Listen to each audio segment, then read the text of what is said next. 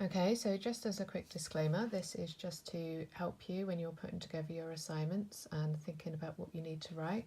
You may cover other areas, you may have different discussions and be asked to record something different, but this is just to help you on your way if you're maybe looking something up and need to consider what you want to base your information on in your assignments, okay? So what is child-centred practice? You will hear this term when you're putting together your, when you're working towards your qualification. Child-centred practice is when children are placed at the centre of policy and service delivery. So what does that actually mean?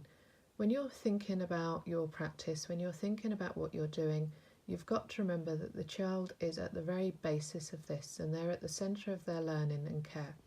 So you should be concentrating on facilitating your services over their directions. Children have to have informed choice. Now this is something that you'll learn a bit more about, but it's about making sure that they know what choices they have, that you're giving them the ability to listen to their voice, and that's something under the UNCRC, which is, you need to look up the children's rights for this, and that's something that we have to do. We have to listen to their children's voices and respect them in what they're doing. When you're working with children, you need to make sure that you're working in partnership with both the child and the parents and carers. Parents and carers are always at the very heart. You've got to remember that parents are the most important person to a child, okay?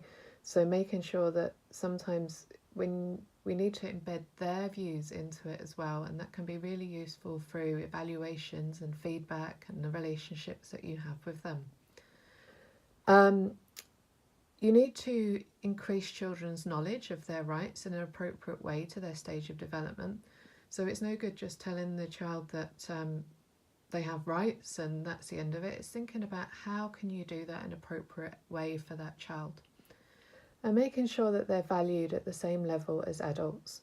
So we've always got to show respect. We've also always got to make sure that that child feels safe and secure in your care, that they feel that they're listened to, that their natural curiosity is embedded into your planning, that they're able to move freely around your setting and move freely to make decisions and to make appropriate choices as to what they're doing. So it shifts us away from services that work for the children to ones that prioritise their voice.